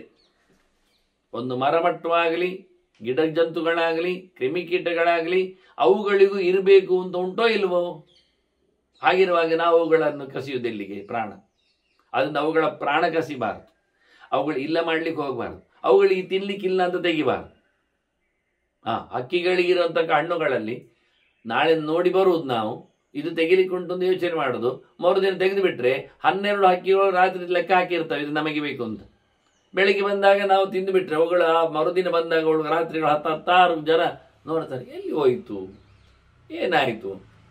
ಹಾಗಾದ್ರೆ ನಮಗೆ ಹಣ್ಣು ಬೇಡವೇ? ಕಾಡಿನಲ್ಲಿ ಕೇಳಿದ್ರೆ ಬೇಗಮ್ಮ ಕೆಳಗೆ ಬಿದ್ದದ್ದು, ಹಕ್ಕಿಗಳು ಮುಟ್ಟಿ ಬಿದ್ದದ್ದು, ಅವುಗಳಿಗೆ ಇನ್ನು ಬೇಡವಾದ್ದು, ಅದು ನಮಗೆ. ಅದರಿಂದ ಹರಿಯುವ ತೋಡಿಗೆ ನಾವು ನೀರಿಗೆ ಅಡ್ಡ ಹಾಕಿಬಿಟ್ರೆ ಮುಂದಿನ ಪ್ರಾಣಿಗಳು ಏನು ಕುಡಿಬೇಕು? ನೀರನ್ನು ಒಡ್ಡು ಅಡ್ಡ ಹಾಕಿಬಿಟ್ಟವರು ನಾವು ಹರಿಯುತ್ತಿದ್ದೇವೆ ತೋರೆ. ನಮಗೆ ಬೇಕು ನೀರು, ಪಾತ್ರೆ ಮುಳುಗಿಸುವಷ್ಟು ಆಗಬೇಕು, ನಮಗೆ ನಮ್ಮ ಗೌಜಿಗೆ ವೈಭವಕ್ಕೆ ಬೇಕು. ಅದರಿಂದ ನೀರು ಮುಂದೆ ಹೋಗುವುದನ್ನು ನಾವು ತಡೆ ಹಾಕಿಬಿಟ್ರೆ, ಕಲ್ಲಡ್ಡ ಇಟ್ಟು ಒಡ್ಡು ಹಾಕಿದರೆ ನೀರು ಮುಂದೆ ಪ್ರವಾಹ ಆಗೋದಿಲ್ಲ. ಇಲ್ಲಿ ತುಂಬ ಸೇರಿಕೊಳ್ತದೆ, ತುಂಬ ತಿಳಿ ಆಗ್ತದೆ, ತುಂಬ ಖುಷಿ ಆಗ್ತದೆ, ನಮಗೆ ಮುಳುಗಿ ಹೇಳ್ಬೋದು, ನಮ್ಮನ್ನು ಬೇಕಾದರೆ ಮುಳುಗಿಸ್ಬೋದು. ಆದರೆ ಮುಂದಿನ ಪ್ರಾಣಿಗಳಿಗೆ ತೊರೆ, ನಾಲಿಗೆ ಕೊಟ್ಟು ನೆಕ್ಕಲಿಕ್ಕಾದ್ರೂ ಒಂದು ತುತ್ತು ನೀರಿಲ್ಲ ಆದರೆ ಕಥೆ ಏನಾಗುತ್ತೆ? ನ್ಯಾಚುರಲ್ ಪ್ರಕೃತಿ ಧರ್ಮ. ನೀನು ಹಾಗೆ ಬೊಗಸೆ ಒಟ್ಟು ನೀರು ಕುಡಿ, ನೀನು ಬೊಗಸೆ ಎತ್ತಿ ನಿನ್ನ ತಂಬಿಗೆಗೆ ತುಂಬಿಸಿ ನೀರು ಒಯ್ಕೋ, ಹೊರತುಪಡಿಸಿ ನಿನ್ನ ಪಾತ್ರ ಮುಳುಗಲಿಕ್ಕೆ, ನೀರು ಮುಳುಗಿಕೊಳ್ಳಿಕ್ಕೆ ಇಲ್ಲಿ ಜಲಾಶಯಕ್ಕೆ ಒಡ್ಡು ಅಡ್ಡ ಕಟ್ಟಿ ಕೆಲಸ ಮಾಡಬೇಡ. ಇದ್ದು ಹೊಂಡಕ್ಕೆ ನೀನು ಹೊರತುಪಡಿಸಿ, ಅಥವಾ ಹೊಂಡ ತೆಗೆದು ನೀನು ನಿಲ್ಲಿಸಿ ಹೊರತು ಒಡ್ಡು ಅಡ್ಡ ಕಟ್ಟಿ ಮುಂದೆ ಮಾಡಲಿ. ಹೀಗೆ ಕಾಡಿನಲ್ಲಿ ಕತೆ ಹೇಗೆ? ಮೈಲುಗಟ್ಟಲ್ಲಿ ನೀರುಗಳು ಹರಿತಾವೆ, ಆದರೆ 4 ಚಮಚೆಯಷ್ಟೇ ನೀರು ಹೋಗುದು. ನಾನು ನೋಡಿದ್ದೇನೆ ಕೊರಕಾಲಗಳಲ್ಲಿ, ಉದ್ದಾಟಗಳಲ್ಲಿ. ಯಾಕೆಂದ್ರೆ ಸಾವಿರಾರು ಕ್ರಿಮಿಕೀಟ ಪ್ರಾಣಿಗಳಿಗೆಲ್ಲ ಅದು ನೀರು ಆಶ್ರಯ, ನಾಲಿಗೆ ಹಾಕ್ತವೆ, ಚಪ್ಪರಿಸ್ತಾರೆ, ಕುಡಿತಾರೆ. ನಾವೊಂದು ಕಡೆ ನೆಲೆಗೊಂಡು ಅದನ್ನು ನಿಲ್ಲಿಸಿಬಿಟ್ರೆ ಇನ್ನು ಮುಂದೆ ಹರಿಯುವ ಮೈಲುಗಟ್ಟಲೆ ನೀರಿಗೆ, ಅಲ್ಲಿರತಕ್ಕ ಪ್ರಾಣಿಗಳಿಗೆ, ಅಲ್ಲಿನ ಮರಮಟ್ಟುಗಳಿಗೆ ಆ ನೀರು ಕುಡಿತವೆ ಮರಗಳು ಸಹ. ಅದರ ಜೀವಿತಾರ್ಥಾಪನಯನೈಹಿ ಅಂತಾನೆ. ಅವುಗಳ ಬದುಕಿಗೆ ಸಂಚಕಾರ ಮಾಡಲಿಲ್ಲ ಮನುಷ್ಯ ಕಾಡಿನಲ್ಲಿ 100 ವರ್ಷ ಬದುಕ್ತಾನೆ, ಗಮ್ಮತ್ನಲ್ಲಿ ಬದುಕ್ತಾನೆ. ಅವುಗಳ ಉದ್ದೇಶಪೂರ್ವಕ ಯಾರ ಮೇಲೂ ಹಾರುವುದಿಲ್ಲ, ಮಾನಸಾರೆ ಯಾರನ್ನು ನಾಶಕ್ಕೆ ಯೋಚನೆ ಮಾಡುವುದಿಲ್ಲ. ಅವುಗಳ ಬಾಯಿಯಂತೂ ತೆಗೆಯುವುದೇ ಇಲ್ಲ, ಈ ಪ್ರಾಣಿ ಸತ್ತೋಗಲಿಕ್ಕೆ ಮನುಷ್ಯ ಅಂತೇಳಿ ಹೇಳುವುದೇ. ಅದ್ರ ಇನ್ಸೆಕ್ಟ್ಸ್ಗಳನ್ನು, ಒಂದು ಸೊಳ್ಳೆ, ಒಂದು ನೊಳವನ್ನು ಸಹ ಬಡಿಯುವಂತಿಲ್ಲ, ನಾವು ದೂರಗೊಳಿಸುವಂತಿಲ್ಲ ಅಂತ ಅಪನಯನೈ ಅಂತಾರೆ ಇಲ್ಲಿ ಶಬ್ದ ಮಗ ಹೇಳ್ತಾನೆ. ಅವುಗಳು ಬಂದವು, ನೀನು ಬೇಕಾದ್ರೆ ದೂರ, ಅವುಗಳನ್ನು ದೂರ ಮಾಡುವುದಲ್ಲ. ಹಾವು ಬಂತು, ಕೋಲಲ್ಲಿ ದೂಡುವುದಲ್ಲ, ಮತ್ತೆ ಅದಕ್ಕೆ ಹೋಗ್ಲಿಕ್ಕೆ ಬಿಡು, ನೀನಾಚು. ಈ ಪಾಠ ಎಷ್ಟು ಚೆನ್ನಾಗಿದೆ ನೋಡಿ. ಅವನು ಮನಸ್ಸಿನಲ್ಲಿ ಹೋಗಿ ಹೇಳಲಿಕ್ಕಿಲ್ಲ ಅದರ ಹತ್ರ, ಸರ್ಪ ಅಪಸರ್ಪ ಭದ್ರಂತೆ ಅಂತ ಅದು ಇಲ್ಲ, ಮಾಂತರ ಬಂತು ಎಲ್ಲ ಹೇಳಲಿಕ್ಕಿಲ್ಲ, ಹೋಗಪ್ಪ ಹೋಗಾಚೆ ಎಂದು ಹೇಳಲಿಕ್ಕಿಲ್ಲ. ಅಲ್ಲ, ನಾನು ಕೂತಿದ್ದೇನೆ, ಜಪ ಮಾಡ್ತಾ ಇದ್ದೇನೆ, ಮಾಡಯ್ಯ ಜಪ, ಅವುಗಳು ಬಂದೋಗಿ, ಅಷ್ಟೇ ತಾನೇ. ಒಂದೋ ಬರ್ತಾವೆ, ಮೈ ಮೇಲೆ ಹರಿತಾವೆ, ಮತ್ತೆ ಇಳಿದು ಹೋಗ್ತಾವಲ್ಲ. ನಿನಗೆ ಅದೇ ಹೇಳಿದ್ದು, ನೀನು ಒಂದೊಮ್ಮೆ ಅವುಗಳಿಗೇನು ಮಾಡುವುದಿಲ್ಲ ಎನ್ನುವ ಖಾತ್ರಿ ಇದ್ರೆ ನೀನು ಮೈ ಮೇಲೆ ಹರಿದಾಡಿದದೇ ನೀನು ಮಾಡುವುದಿಲ್ಲ. ಅದನ್ನು ನಿನ್ನೆ ಹೇಳಿದ್ದವಲ್ಲ, ನಾವು ಕೇಳಿದ್ನವಲ್ಲ ಅವನ ಮಾತಲ್ಲಿ, ಯಾರಿಂದಲೂ ಯಾರಿಗೂ ಭಯ ಇಲ್ಲ ಅಂತವನು ನಿಜವಾಗಿ ಬದುಕ್ತಾ. ಅವನು ಯಾರಿಗೂ ಭಯ ಕೊಡುವುದಿಲ್ಲ, ಅವನು ಯಾರಿಗೂ ಭಯ ಪಡುವುದಿಲ್ಲ. ಗಾಡಿನ ಮೊದಲು ಗಾಡಿ ಹೋಗಬೇಕಾದ್ರೆ ರೆಡಿಯಾಗಿದೆ ಹೇಗಿರುತ್ತದೆ ಅಂತ. ಅವುಗಳದ್ದು ನಾಡದು. ನಮ್ಮಪ್ಪ ನೆನಪಾಗುತ್ತೆ ನಮಗೆ, ಅಬ್ಬಾ ಅದ್ಭುತ. ಮನೆಯಲ್ಲಿ ನಾವಿದ್ದಾಗ ಯಾರೋ ಒಬ್ಬ ಗೆಸ್ಟ್ ಬಂದರು, ಮನೆ ನೋಡಿದ್ರು ಹೀಗೆ, ನನ್ನ ಅಪ್ಪನ ಮನೆಯಾಗಿ ನನ್ನ ಮನೆ ಉಂಟು ಈಗ, ಅಲ್ಲೇನಲ್ಲ. ಅಲ್ಲೊಂದಿಷ್ಟು ಜೇಡ ಬಲೆ ಕಟ್ಟಿದ್ದ, ಅದನ್ನು ಅವರು ಕೋಲಲ್ಲಿ ತೆಗಿಲಿಕ್ಕೆ ಹೋದ್ರು ತಮ್ಮಷ್ಟೆಗೆ, ಉಪಕಾರ ಮಾಡುವ ಅಂತ. ಅಲ್ಲೇ ಇದ್ದು ಕೋಲ್ ತೆಗ್ದಿಗೆ ಚಂದ ಮಾಡುವ ಅಂತ. ಅಪ್ಪ ಬೇಡ ಬೇಡ ಅಂದು. ಅಲ್ಲ, ಅದು ಬಲೆ ಕಟ್ಟಿದೆ, ಹಾಳಿದೆ, ಆಗತ್ತೆ, ಬೇಡಪ್ಪ. ಯಾಕೆ ಕೇಳಿದ್ರು ಅವ್ರು ಹೇಳ್ತಾರಪ್ಪ, ಇದು ನನ್ನ ಮನೆಯ ಅಥವಾ ಇದು ಅದರ ಮನೆಯ, ಯಾರಿಗೊತ್ತು? ನಾನಿಲ್ಲಿ ಬಾಡಿಗೆದಾರನೋ ಅದು ನನಗೆ ಇಲ್ಲಿ ಋಣದಾರಿಯೋ, ಯಾರಿಗೊತ್ತು? ಯಾವ ಕಾಲದಲ್ಲಿ ಯಾರಿಗೇನು? ಅದು ಪಾಪ ಒಂದು ಮನೆ ಕಟ್ಟಿಕೊಂಡಿದೆ, ಗೂಡು ಮಾಡಿಕೊಂಡಿದೆ, ಅದರ ಆಹಾರ ಹಿಡಿಲಿಕ್ಕೆ ಅದೇನು ಮಾಡಿಕೊಂಡಿದೆ, ಅದಿರ್ತದೆ ಅದಿರ್ತದೆ. ಕಾಡು ಅಬ್ಬಾ ಜೇಡರ ಬಲೆಯ ಗೂಡು, ತಲೆ ಬಗ್ಗಿಸಿಕೊಂಡು ಹೋಗ್ಬೇಕು ಕೆಲವು ಮರದ ಅಡಿಯಲ್ಲಿ. ಅವನು ತರಗಲೆಯನ್ನು ಆಚೆ ಮಾಡಿ ಕೂತ್ಕೊಳ್ಳಿಕ್ಕಿಲ್ಲ. ಯಾಕೆ? ತರಗಲೆಯನ್ನು ಒಟ್ಟು ಮಾಡಿ ಕೂತ ಕಾಳಿಂಗ ಇರ್ತಾನಲ್ಲಿ, ಮೊಟ್ಟೆಟ್ಟಿರ್ತಾನವ, ಮುಟ್ಟುವಾಗಿಲ್ಲ. ಎಷ್ಟೋ ದಿವಸ ಉಪವಾಸ ಕಾಯ್ಲಿಕ್ಕಿದ್ದಾಗ ಕಾಳಿಂಗ ಹೆಣ್ಣು ಜೋರೇ ಇರುತ್ತೆ ಅದು. ಅದನ್ನ ಬಹಳ ಚೆನ್ನಾಗಿರುತ್ತೆ. ಇವು ಹೇಳ್ತಾರೆ, ನ ಹಿಂಸಯತಿಯೋ ಜಂತೂನ್, ಯಾರಾದರೂ ಪ್ರಾಣಿ ಹಿಂಸೆ ಮಾಡುವುದಿಲ್ಲ ಅಂದರೆ ತ್ರಿಕರಣ ಪೂರ್ವಕವಾಗಿ ಅವನಿಗೂ ಯಾರು ಹಿಂಸೆ ಮಾಡುವುದಿಲ್ಲ. ಪ್ರಾಣಿಭಿರ್ನ ಸಹಿಂಸ್ಯತೆ, ಯಾವ ಬಗೆಯ ಪ್ರಾಣಿಗಳು, ಕ್ರೂರ ಇರಲಿ, ಸಾಧು ಇರಲಿ, ಇನ್ಸೆಕ್ಟ್ಸ್ ಇರಲಿ ಅಥವಾ ಸರೀಸೃಪಗಳಿರಲಿ, ಮರಮಟ್ಟುಗಳು ಸಹ ಅವನ ಮಂಡೆ ಮೇಲೆ ಗೆಲ್ಲ ಹಾಕುವುದಿಲ್ಲ. ಪ್ರತ್ಯಕ್ಷ ಇದು. ಪ್ರೀತಿಸಿಕೊಂಡ ಮರಮಟ್ಟುಗಳು ಒಂದರೆ ಕ್ಷಣ ಒಂದು ಹೆಜ್ಜೆ ಹೋದ ನಂತರ ಬೀಳುತ್ತವೆ, ಒಂದು ಹೆಜ್ಜೆ ಬರೋ ಮುಂಚೆ ಬೀಳ್ತವೆ, ಹೊರತು ಮೈ ಮೇಲೆ ಬೀಳುವುದಿಲ್ಲ, ಅಡ್ಡಕ್ಕೆ ಬೀಳುವುದಿಲ್ಲ. ಭಾರಿ ಪಾಠ, ಭಾರಿ ಸಂವಹನ. ನೃತ್ಯನೇ ಆಪದಂತೀಂ ಜಾತು ಕಶ್ಚಿತ್ ಪ್ರಭಾದತ್, ನ ಮೃತ್ಯು ಸೇನಾಂ ಆಯಾಂತಿ. ಯಮನ ಪಾಳೆಯದವರು ಬರುವಾಗ ಯಾರು ಅಡ್ಡ ಹಾಕ್ಲಿಕ್ಕೆ ಆಗ್ತದೆ ಹೇಳಿ? ಕತ್ತಿ ತರ್ತೀರಾ, ಬಿಲ್ಲು ಹಿಡಿತೀರಾ, ಗದೆ ಓಡಿಸ್ತೀರಾ? ಯಮನ ಸೈನ್ಯವೇ ಬರ್ತದೆ. ದೂತರೇನು, ಕಾಲನೇನು, ಮುದಿದೇವಿಯೇನು, ಎಲ್ಲರೂ ಸೇರಿರ್ತಾರೆ. ರೋಗ ರುಜಿನಗಳ ಪಟ್ಟಿ ಎಷ್ಟು, ಎಲ್ಲ ಇಂದ್ರಿಯಗಳನ್ನು ಹರಿದು ಹಾಕತಕ್ಕಂಥ ರೋಗಿಗಳು ಇದ್ದಾರೆ, ರೋಗಗಳಿದ್ದಾರೆ, ರೋಗ ದೇವತೆಗಳಿದ್ದಾರೆ, ಎಲ್ಲ ಮಂದಿ ಇರ್ತಾರೆ. ಅಥವಾ ಉಸಿರಿನ ಕಾಸಶ್ವಾಸ ಕೃತಾಯಾವ ಸಹ ಕಂಠೇ ಗುರುಗುರ ಆಯ್ತು, ಹೋಗುವುದಿಲ್ಲ. ಕಂಠನಾಳದಲ್ಲಿ ಗಾಳಿ ಹೋಗ್ತಾ ಇಲ್ಲ, ಮೂಗಿನ ತುದಿಯಲ್ಲಿ ಗಾಳಿ ಬರ್ತಾ ಇಲ್ಲ, ಬಾಯಿ ಬಿಟ್ಟರೂ ಶ್ವಾಸ ಎಳಿಲಿಕ್ಕೆ ಆಗ್ತಾ ಇಲ್ಲ. ಏನ್ ಕತೆ ಹೇಳುತ್ತಾನ? ಇವರೆಲ್ಲ ಬಂದಿದ್ದಾರೆ ಅವತ್ತು. ನಮೃತ್ಯು ಸೇನಾ ಮಾಯಾಂತೀಂ. ಹೀಗೆ ಸಾವಿನ ಸೈನ್ಯ ಬಂದಾಗ ಮನುಷ್ಯನಿಗೆ ಎದುರಾಗಲಿಕ್ಕೆ ಏನೂ ಇಲ್ಲ. ಒಂದೇ ಒಂದು ಎದುರು ಇರೋದಕ್ಕದ್ದು ಒಂದು ಡಾಲ್, ಕತ್ತಿ, ಗುರಾಣಿ, ಮತ್ತೊಂದು ಇನ್ನೊಂದು ಯಾವುದಲ್ಲ. ನಿಜವಾಗಿ ಅದೇ ಗುರಾಣಿನ ಡಾಲೆ. ಕತ್ತಿ, ಈಟಿ, ಬರ್ಜಿ ಎಲ್ಲ ಕೆಲಸ ಮಾಡುವುದಿಲ್ಲ. ಒಂದು ಗುರಾಣಿ ಹಿಡಿದ್ರೆ ಆಗ್ತದೆ ಅಡ್ಡ. ಅಡ್ಡ ಹಿಡಿಯುವ ಒಂದು ವಸ್ತು ಅದೇ. ಋತೆ ಸತ್ಯಂ ಅಸಂತ್ಯಾಜ್ಯಂ ಸತ್ಯೇ ಹಿ ಅಮೃತಮಾಶ್ರಿತಂ. ಸಾವು ತಪ್ಪಿಸುವ ಒಂದೇ ದಾರಿ ಅಂದರೆ ಸತ್ಯ, ಸತ್ಯನಿಷ್ಠನಾಗಿರುವುದು. ಸತ್ಯ ಒಂದೇ ಮನುಷ್ಯನಿಗೆ ಸಾವನ್ನು ಗೆಲ್ಲುವ ಔಷಧ, ಉಪಾಯ, ಯೋಗ ಅನಿಸಿದೆ. ಏನಪ್ಪ ಅದು ಸತ್ಯ ಅಂದರೆ ಬಹಳ ಚೆನ್ನಾಗಿದೆ ಅಲ್ವಾ ಅಂತ ನಾನು ಹೇಳ್ತಾನೆ. ಆದ್ರಿಂದ ತಸ್ಮಾ ಸತ್ಯವ್ರತಾಚಾರ ಸತ್ಯೇ ಹಿ ಅಮೃತಮಾಶ್ರಮ ಹೇಳಿದ್ದಕ್ಕೆ ಅವನು ಹೇಳಿದ್ದು. ತಸ್ಮಾ ಸತ್ಯವ್ರತಾಚಾರ ಸತ್ಯಯೋಗಪರಾಯಣ ಸತ್ಯಾಗಮ ಸದಾದಾಂತಃ ಸತ್ಯೇನೈವಾಂತಕಂ ಜಯೇತ್. ಈಗ ನಮಗೆ ಗೊತ್ತಾಯ್ತು ಸತ್ಯ ಅಂದರೆ ಏನು ಅಂತ. ಸತ್ಯ ಅಂದರೆ ದೇವರು, ಸತ್ಯಂ ಪರಂ ಧೀಮಹಿ ಅಂತ. ಭಗವಂತನೊಬ್ಬನೇ ಸತತೀಯ, ಪೂರ್ಣವಾದ ನಿರ್ದುಷ್ಟವಾದ ಜ್ಞಾನ ಆನಂದದಿಂದ ತುಂಬಿದವ. ಈ ಜಗತ್ತನ್ನು ಕಾಣುವ ಕಾಣದ ಎರಡು ಪ್ರಪಂಚವನ್ನು ಮೀರಿ ನಿಂತವ. ಸತತ್ಯತ್ ಯ ಅಂತ ಭಗವಂತನನ್ನು ನೀನು ನಿರಂತರವಾಗಿ ಆಶ್ರಯಿಸು. ತಸ್ಮಾ ಸತ್ಯವ್ರತಾಚಾರ, ಪರಮಾತ್ಮನ ವ್ರತವನ್ನು ನಿರಂತರ ನಡೆಸು. ಜೊತೆಯಲ್ಲಿ ಸತ್ಯ ಯೋಗ ಪರಾಯಣ, ಭಗವಂತನನ್ನು ಪ್ರೀತಿಸುವ ಅಂದರೆ ಭಕ್ತಿ ಯೋಗದಲ್ಲಿ ನೀನು ಪರಾಯಣನ, ಚೆನ್ನಾಗಿ ದೇವರನ್ನು ತಿಳ್ಕೋ. ಮೊದಲು ಹೇಳಿ ಸತ್ಯವ್ರತಾಚಾರ ಅಂತ. ಕರ್ಮನಿಷ್ಠನಾಗು, ದೇವರ ಕೆಲಸ ತಪ್ಪಿಸಬೇಡ. ಎಂಥದೇ ಇರಲಿ, ಎಷ್ಟು ಸಣ್ಣದೇ ಇರಲಿ, ದೇವರ ಕೆಲಸ ನಿನ್ನಿಂದ ಆಗುವಂಥದ್ದನ್ನು ನಿರಂತರ ಮಾಡು, ಪ್ರಾಮಾಣಿಕವಾಗಿ ಮಾಡು, ಶ್ರಮ ಪಟ್ಟು ಮಾಡು.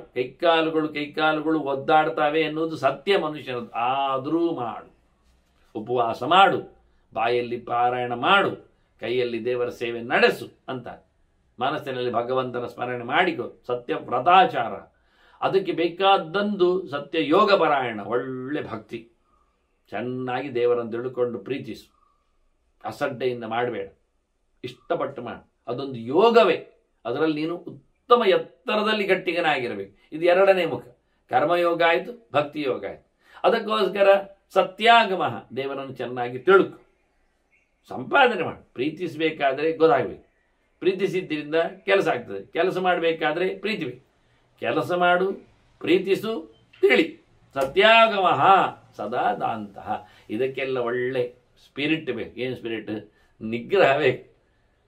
ಟೋಟಲಿ ನಾವು ನಮ್ಮನ್ನು ಕಂಟ್ರೋಲ್ ಮಾಡಿಕೊಂಡ್ರೆ ಇದೆಲ್ಲ ಕೆಲಸ ಆಗ್ತದೆ.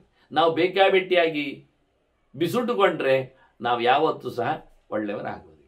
ಅದನ್ನು ನಿಗ್ರಹ ಸಂಪನ್ನನಾಗು. ಮನಸ್ಸು ನಿಗ್ರಹ ಮಾಡು, ಭಗವಂತನ ಎಚ್ಚರ ಆಗಲಿ ಆಗ್ತದೆ. ದೇಹ ನಿಗ್ರಹ ಮಾಡು, ದೇವರ ಕೆಲಸ ಮಾಡಲಿಕ್ಕೆ ಆಗ್ತದೆ. ಮಾತು ಇವನ್ನೆಲ್ಲ ಕಂಟ್ರೋಲ್ ಮಾಡಿಕೋ, ಭಗವಂತನ ಪಾರಾಯಣ ಕರ್ಮಗಳನ್ನೆಲ್ಲ ಮಾಡಲಿಕ್ಕೆ ಆಗ್ತದೆ. ಯಾರ್ಯಾರನ್ನು ಹಚ್ಚಿಕೊಳ್ಳುವುದು ನಿಲ್ಲಿಸು, ದೇವರನ್ನು ಪ್ರೀತಿಸಲಿಕ್ಕೆ ಬರ್ತದೆ. ಸತ್ಯೇನೈವ ಅಂತಕಂಜಯೇತ್, ಕೇವಲ ಸತ್ಯದಿಂದಷ್ಟೇ ಸಾರ್ವಕಾಲಿಕವಾಗಿ ನಾವು ಸಾವನ್ನು ಗೆಲ್ಲಲಿಕ್ಕೆ ಬರ್ತದೆ. ಇನ್ಯಾವುದರಿಂದ ನಾವು ಅಮೃತಂಚೈವ ಮೃತ್ಯುಶ್ಚ ದ್ವಯಂ ದೇಹೇ ಪ್ರತಿಷ್ಠಿತಾಂ. ದೇಹದಲ್ಲಿ ಎರಡು ಉಂಟು, ಸಾವು ಉಂಟು, ಬದುಕು ಉಂಟು. ಅಮೃತ ಉಂಟು, ಮರಣ ಉಂಟು. ಯಾವುದಾವು ಹೇಳ್ತೇನೆ, ಎರಡು ದೇಹದಲ್ಲೇ ಉಂಟು. ಮೃತ್ಯುರಾಪದ್ಯತೆ ಮೋಹಾತ್, ಸತ್ಯೇನಾಪದ್ಯತೆ ಅಮೃತಂ. ಅಜ್ಞಾನದಿಂದ ಬೇಕಾಬಿಟ್ಟಿ ನಮ್ಮ ಕರ್ಮ ಪ್ರಪಂಚದಿಂದಾಗಿ ಸಾವು ಬರ್ತದೆ. ಮೃತ್ಯು ಆಪದ್ಯತೆ ಮೋಹಾತ್. ಮೋಹ ಅಂದರೆ ಅತಿಶಯಿತವಾದ ಹೊರಗಿನ ವಿಷಯಗಳಲ್ಲಿ ವ್ಯಾಮೋಹ, ಮತ್ತು ಅಜ್ಞಾನ, ವಿಪರೀತ ಜ್ಞಾನ, ತಪ್ಪು ಕಲ್ಪನೆ, ಇದರಿಂದ ಸಾವು ಬರ್ತದೆ. ಸತ್ಯೇನ ಭಗವದೆಚ್ಚರದಿಂದ ಆಪದ್ಯತೆ ಅಮೃತ. ಅವ ಮರಣವನ್ನು ಗೆಲ್ಲಿಕ್ಕಾಗ್ತದೆ. ಅದನ್ನ ಭಗವಂತನನ್ನು ಸಂಪಾದನೆ ಮಾಡು. ಸೋಹಂ ಹಿ ಅಹಂ ಅಹಿಂಸ್ರಃ. ಈಗ ಶುರು ಮಾಡ್ತಾನೆ. ಮಗನಲ್ಲಿ ಮಾತು ಕೊಟ್ಟ ದಪ್ಪ ಏನು ಅಂತ. ಓದಬೇಕು ಅಂದ, ಮಕ್ಕಳಾಗಬೇಕು ಅಂದ, ಯಜ್ಞಯಾಗಗಳನ್ನು ನಡೆಸುವಂದ, ಕಾಡಿಗೆ ಹೋಗಿ ದೇವರನ್ನು ಕರೆ ಅಂದ. ಇವ ಹೇಳ್ತಾನೆ, ನಾನು ಯಜ್ಞಯಾಗಗಳನ್ನು ಮಾಡಬೇಕು ಅಂದಿಯಲ್ಲ, ಹಿಂಸೆ ಮಾಡಬೇಕಾ?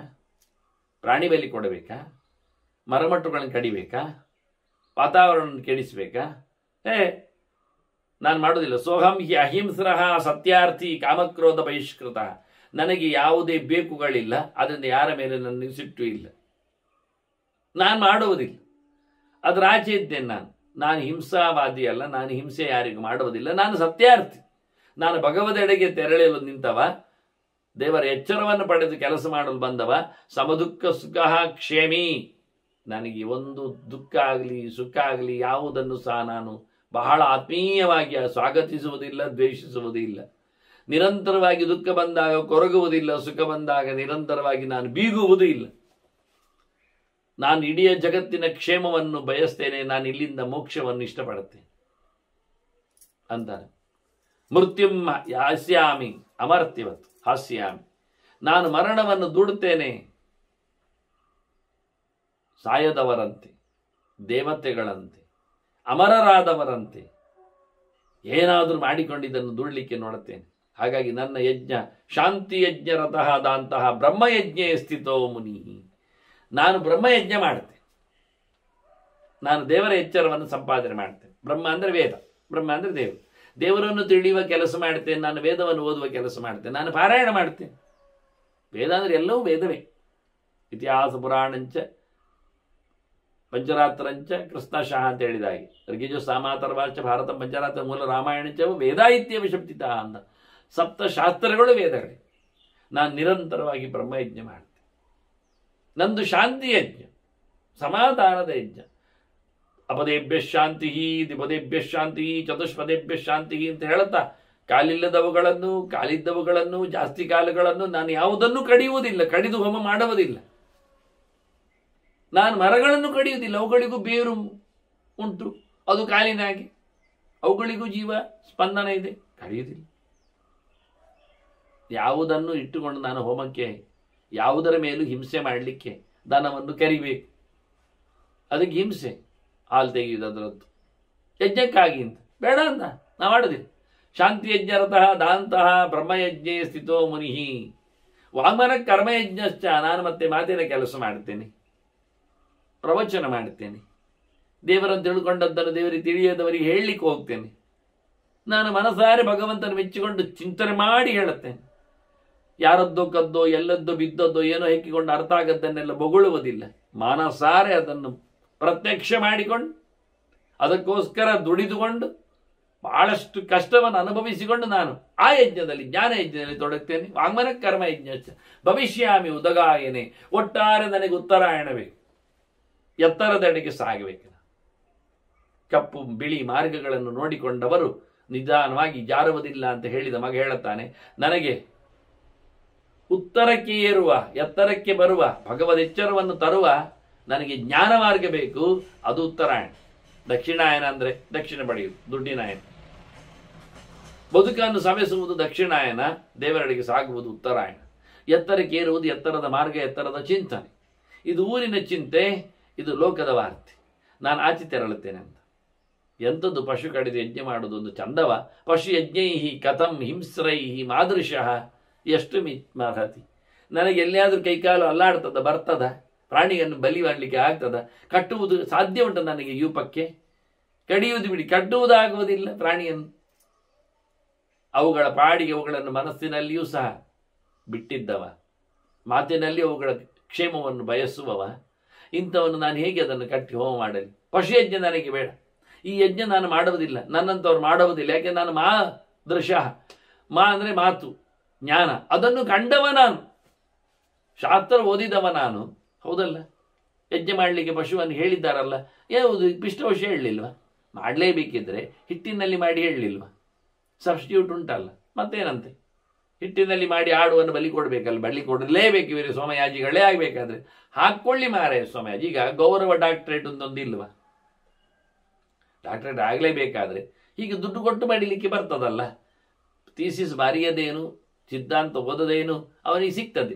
ಏನಾದರೂ ಬೇರೆ ಕೆಲಸ ಮಾಡಿದ್ದಕ್ಕೂ ಕೊಡ್ತಾರೆ. ಚಂದ ವ್ಯಾಪಾರ ಮಾಡಿದರು, 50 ಹೋಟೆಲ್ಗಳನ್ನು ಇಟ್ಟುಕೊಂಡು ಎಲ್ಲ ಕಡೆಯಲ್ಲಿ ಒಂದೇ ಹೆಸರಿನಿಂದ ಜನರಿಗೆ ಊಟ ಹಾಕಿದ್ರು, ಅವನಿಗೆ ಡಾಕ್ಟ್ರೇಟ್ ಕೊಡ್ತಾರೆ. ಅವನು ಡಾಕ್ಟರ್ ಅಂತ ಕರೀತಾರೆ. ಅವನು ಹೇಗಿರ್ತದೆ?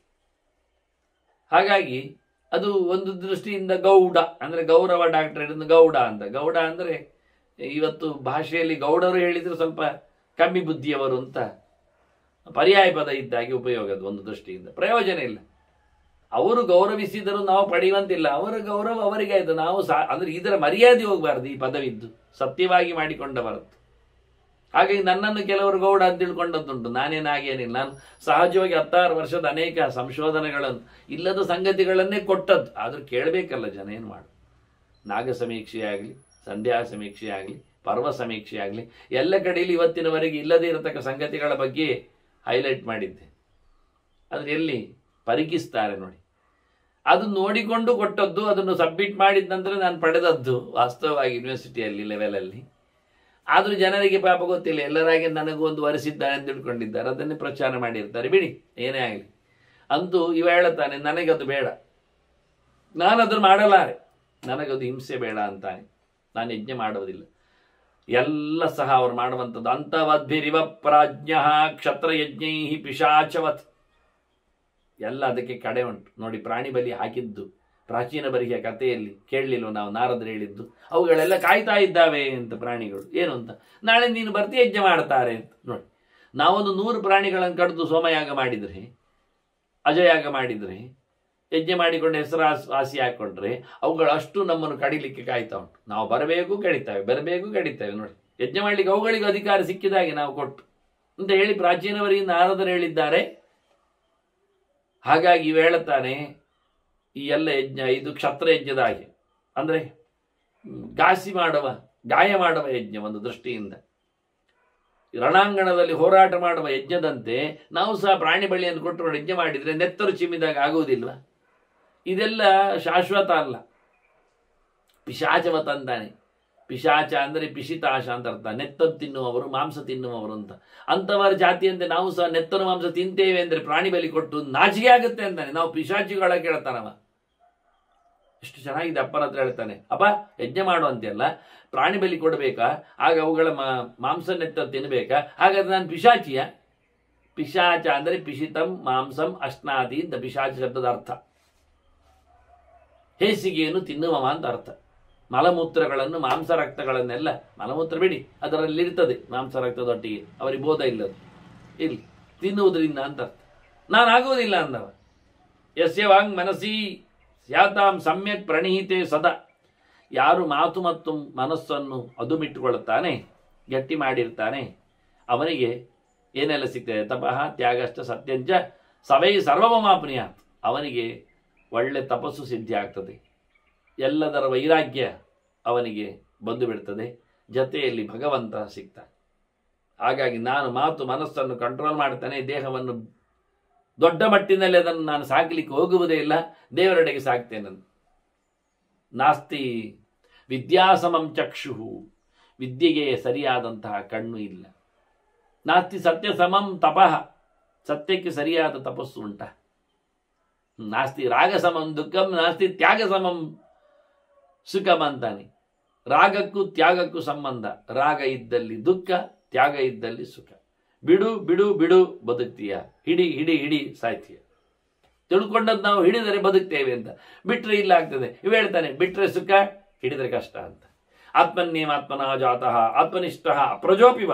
ಮತ್ತೊಂದಪ್ಪ ಹೇಳಿದ್ದ, ಮನೆ ಮಾಡುತ್ತೆ ಮಾಡು, ಮಕ್ಕಳಾಗತ್ತೆ, ಮತ್ತೆ ಪಿತೃಗಳಿಗೆ ಪಿಂಡ ಸಿಗತ್ತೆ ಅಂತ. ನಾನು ಹುಟ್ಟಿದ್ದೆ ಎಲ್ಲಿಂದ? ಅಪ್ಪನಿಂದ. ನಾನು ದೇವರಿಂದ. ಎಲ್ಲ ಬಂದದ್ದು ದೇವರಿಂದ, ಎಲ್ಲ ನಿಂತದ್ದು ದೇವರಲ್ಲಿ. ಆದರೆ ನಾನು ಹುಟ್ಟಿದ್ದು ದೇವರಿಂದ, ನಾನು ಹುಟ್ಟುವುದು, ನಾನು ಬದುಕುವುದು ದೇವರಿಗಾಗಿ. ನನಗೆ ದೇವರೇ ಪ್ರಜೆ, ನನಗೆ ದೇವರೇ ನನಗೆ ದೊಡ್ಡಪ್ಪ. ಆತ್ಮನೈವಾತ್ಮನ ಜಾತಃ ಆತ್ಮನಿಷ್ಠ ಪ್ರಜೋಪಿವ. ನನಗೆ ಸಂತಾನ ಇಲ್ಲದಿದ್ದರೂ ನನಗೆ ದೇವರಿದ್ದಾನೆ, ನಾನು ಆತ್ಮನಿಷ್ಠನಿದ್ದೇನೆ. ಅದು ಆತ್ಮನ್ನೇವ ಭವಿಷ್ಯಾಮಿ. ನಾನು ದೇವರಲ್ಲೇ ಮೊರೆಗೊಳ್ಳುತ್ತೇನೆ. ನಮಾಂ ತಾರಯತಿ ಪ್ರಶ. ನನ್ನ ಸಂತಾನ ಯಾರು ಬಂದ ನನ್ನನ್ನು ದಾಟಿಸಬೇಕಾಗಿಲ್ಲ, ನನಗೆ ದೇವರೇ ಪಾರು ಮಾಡ್ತಾನೆ. ನೋಡಿ, ಮದುವೆ ಆಗದಿದ್ರು, ಮಕ್ಕಳಾಗದಿದ್ರು, ಪಿತೃಣದ ಕಥೆ ಇಲ್ಲದಿದ್ರೆ ಹೇಳುತ್ತಾನೆ, ದೇವರಿಂದ ಬಂದವ, ದೇವರ ಚಿಂತನೆ ಮಾಡ್ತೇನೆ, ದೇವರು ಪಾರು ಮಾಡ್ತಾನೆ. ಏನು ಸತ್ಯ ನೋಡಿ ಈ ವಾಕ್ಯ ಕೇಳಬೇಕಾದ್ದು. ಮದುವೆ ಆಗದವರಿಗೆ, ಮದುವೆ ಆಗಬೇಕು ಅಂತ ಹೇಳುವವರಿಗೆ, ಮಕ್ಕಳಿಲ್ಲದಿದ್ದರೆ, ಸಂತಾನ ಇಲ್ಲದಿದ್ದರೆ, ಮೋಕ್ಷ ಇಲ್ಲ ಹೇಳುವವರಿಗೆ, ಅಪುತ್ರಸ್ತಿ ಗತಿರ್ನಾಸ್ತಿ ಹೇಳುವವರಿಗೆ ಇವ ಹೇಳ್ತಾನೆ.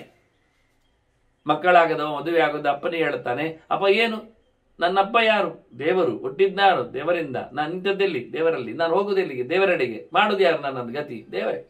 ನನಗೆ ದೇವರೇ ಗತಿ, ಮಕ್ಕಳಲ್ಲ ಅಂತ. ಇವರೇನ್ ಮಾಡ್ತಾರೆ ಅಂತ. ನೈತಾದೃಶಂ ಬ್ರಾಹ್ಮಣಸ್ಯಾಸ್ತಿ ವಿತ್ತಂ. ಒಬ್ಬ ತಿಳಿದವನಿಗೆ, ಜ್ಞಾನಿಗೆ, ಬ್ರಹ್ಮವರ್ಗದವನಿಗೆ ಇದಕ್ಕಿಂತ ದೊಡ್ಡ ಮೊತ್ತದ ದುಡ್ಡು ಇಲ್ಲ. ಇದೇ ದುಡ್ಡು ವಾಸ್ತವ. ಯಾವುದು? ಯಥೈಕತಾ ಸಮತಾ ಸತ್ಯತಾಚ.